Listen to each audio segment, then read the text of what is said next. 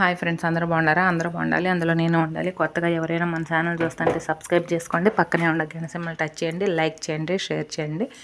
ఇద్దరు ముగ్గురు అడిగారనమాట, నాకు కామెంట్ పెట్టారు, అక్క ఏమి నిందులు వచ్చి పడ్డాయి ఏందక్క అని చెప్పేసి అని. దాని గురించి ఇద్దరు ముగ్గురు కామెంట్ పెట్టారు, చెప్పక్క అని. చెప్తాను ఫ్రెండ్స్, నేను మీకు చెప్పక ఎవరో చెప్తాను. అసలు ఏం జరిగింది ఏంటనేది మొత్తం చెప్తాను. ఏం జరిగిందంటే ఫ్రెండ్స్, అసలు ఫస్ట్ స్టార్టింగ్ కాడ నేను చెప్పుకొస్తాను అనమాట. నిందులు నాకు ఎక్కటాంచి స్టార్ట్ అయినాయి ఏందనేది. మా అమ్మకి పొలం ఉందనమాట, ఇనకొండలో. పొలం ఉంటే ఆమె పొలాన్ని అమ్ముకోవాలని చెప్పేసి అని అసలు మాకు కూడా తెలియదు. పోయి అడ్వాన్స్ తీసుకుందామా, అడ్వాన్స్ తెచ్చుకున్న తర్వాత కాకపోతే ఏంటంటే ఏదో పొలానికి పాస్ పుస్తకం అని ఉంది, దాన్ని ఆన్లైన్ చేపిండి అమ్మ అంది. ఆన్లైన్ చేపిమంటే నేను మా పిన్ని కొడుకు, నాకు అన్నయ్య అవుతాడనమాట, ఆ శివన్నయ్య నేను ఇద్దరం వెళ్ళాము. వెళ్తే పని కాల, 2-3 సార్లు తిరిగాం కానీ పని కాల. ఏమో అడ్వాన్స్ తెచ్చుకున్న వాళ్ళేమో ఏమో తొందర పెడుతున్నారు కావాల. ఇంకా తర్వాత ఆమె వచ్చి మా ఆయనతో చెప్పింది, అయ్యా ఎట్టా నేను ఆన్లైన్ చేపియాలి పుస్తకం. అప్పుడు కూడా చెప్పలే నేను పొలం అమ్ముతున్నాను, అడ్వాన్స్ తీసుకున్నానని ఏం చెప్పను కూడా చెప్పలేదు మాకు. సరేలని చెప్పేసి ఇంకా మా ఆయన ఏం చేశాడంటే, తెలిసిన కానిస్టేబుల్ ఉంటే ఇనకొండ స్టేషన్లో ఆయనకి ఫోన్ చేస్తే రా అన్న నేను చేపిస్తానన్నాడు. మా ఆయన నేను ఇద్దరం వెళ్ళాము. ఇద్దరం వెళ్ళంగానే మేము బొయ్యేలకి ఆయన అంతా రెడీ చేసి పెట్టాడు. ఇంకా పొంగాలని ఎమ్మటనే పని అయిపోయిందనమాట. పని అయిపోయిన తర్వాత ఇక ఇంటికి వచ్చాము. వచ్చిన తర్వాత కొలతలు వేసుకోవటానికని వెళ్ళాలమ్మాయి మనము పొలం దగ్గరికి అంది. కొలతలు ఏందంటే నేను ఇట్లా అడ్వాన్స్ తీసుకున్నాను, పొలాన్ని అమ్ముతున్నాను నేను, లేకపోతే వాళ్ళు ఆక్రమించుకోవాలని చూస్తున్నారని చెప్పింది. సరే ఆమె పొలం ఆమెది, మనకెందుకు అని చెప్పేసి అని నేను, మా వారు, మా అమ్మ ముగ్గురం బండి మీద వెళ్ళాము. వెళ్ళిన తర్వాత అక్కడికి వెళ్ళిన తర్వాత ఎప్పుడు మా వదిన ఏంటంటే మేము పొంగాలని బాగానే చూస్తుంది ఆ అమ్మాయి. ఇంకా ఆ అమ్మాయి మూతిరుపు ముక్కిరుపుగా ఉంది. ఎందుకు ఉందనేది వాస్తవంగా నాకు తెలియదు. కానీ వాళ్ళ మనసులో ఏముంది, సుజాతే పొలం అమ్మేస్తుంది, సుజాతకు తెలుసు, అడ్వాన్స్ తీసుకుంది, కనీసం ఒక మాట కూడా చెప్పలేదని వాళ్ళ మనసులో ఉంది. మనకే తెలియదు అది. తర్వాత అక్కడికి వెళ్ళిన తర్వాత తెలిసిన తర్వాత అయిపోయింది అది. అక్కడికి వెళ్ళి కొలతలు వేసి ఇంటికి వచ్చిన తర్వాత ఇంకా అమ్మాయి నాకు ఫోన్ చేసి నన్ను తిట్టింది. నన్ను తిడితే నేను తిట్టాను. అది ఇంకా అట్ట అయిపోయింది. అది నిందే నా మీద పడ్డట్టే కదా, ఎందుకంటే సుజాతకు అంతా తెలుసు అని. ఇక్కడ అసలుకి నాది ఏమాత్రం ఇన్వాల్వ్ లేదు, కానీ నన్నైనా లాగేశారు. ఇంకప్పటాంచి వాళ్ళ మనసులో ఏంటంటే ఈ అమ్మాయే చేసింది అంతా, పొలం అంతా అమ్మించి వాళ్ళ అమ్మ దగ్గర డబ్బులన్నీ తీసుకుందని ఆ నిందు కూడా వేశారు నా మీద.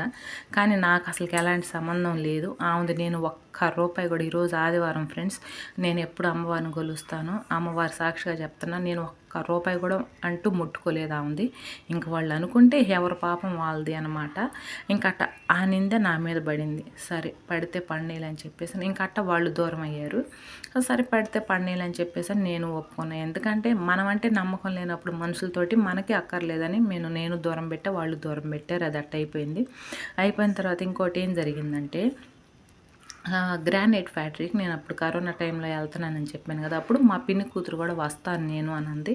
సరేనని చెప్పేసి అని తీసుకెళ్ళాను అనమాట. తీసుకెళ్తే ఆ అమ్మాయి ఏం చేసింది, అదొక వచ్చేది రాక నేను డ్రెస్సులు వేసుకొని వస్తా, చీరలు అయితే నాకు ఇదిగా ఉండలేదు అని చెప్పేసి అని అంది. అమ్మాయి డ్రెస్సులు వేసుకొని రమ్మా అందిట్లా లంజి పాప ఉంది కాబట్టి అది అసలు కూరుకోదు అని అన్న. అంటే లేదు నేను పోయి ఆ ముసలోడిని అడుగుతాను అని అంది. సరే నీ ఇష్టం అమ్మాయి అన్న.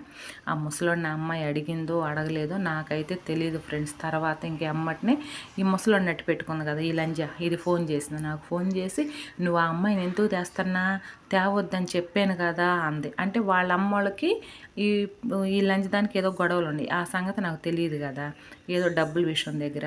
ఎందుకు తెస్తున్నా నువ్వు, ఆ అమ్మాయిని తీసుకురా, మాకు ఆగిపోమ్మని చెప్పు అని అంది. నేను అన్నాను, ఇంకా అమ్మాయికి ఫోన్ చేసి అమ్మాయి ఎట్టాడు సంగతి, నువ్వు అడిగేవయ్యింది ఆయన్ని, ఆగిపోమ్మన్నారు అని అన్న.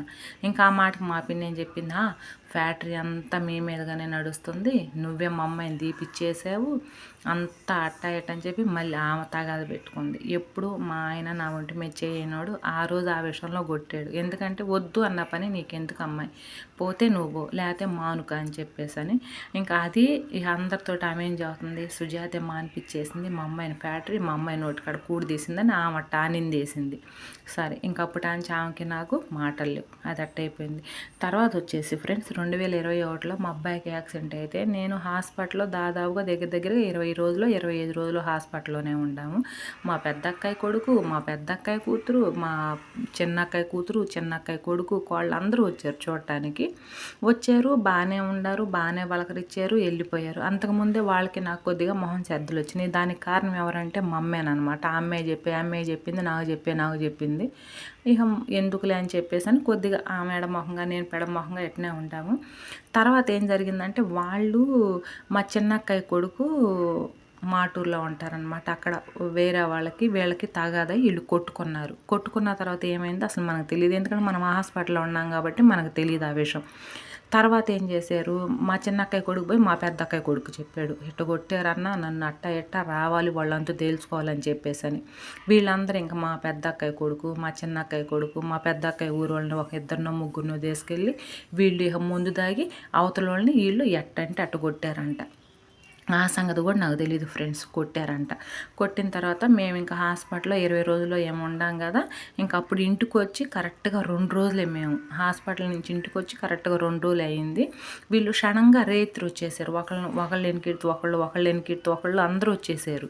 ఏంది ఎట్ట వచ్చారని చెప్పేసి అని మామూలుగా అడిగితే ఇట్టటి సంగతి అట్ట గొడవ అయిందని మా 2 అక్కయ్య వచ్చి చెప్పింది. అమ్మ వాళ్ళు దూలాడుతున్నారు, కేసు పెడతామన్నారు అని. అప్పటికి మా వారు చెప్పారు, ఒరే వాళ్ళు ఎక్కడుండా ఇంటికి వస్తారు, సరే ముందు తప్పించుకోండి తర్వాత చూద్దామనంటే మా పెద్దక్కయ్య కొడుకు అన్నాడు, ఎందుకు వస్తారు బాబా ఇంత దూరం ఏం రారులే అట్టా ఎట్టా అని కొనుక్కున్నారు. పోలీసులు సగం రేత్రి కాడ వచ్చి వాళ్ళని తీసుకెళ్ళిన తర్వాత తెల్లారి మా పెద్దక్కయ్య నాకు ఫోన్ చేసింది. ఫోన్ చేసి మేమంటే నీకు ఎప్పుడు ఇష్టం ఉండము, నువ్వు ఇట్టనే చేస్తావు మా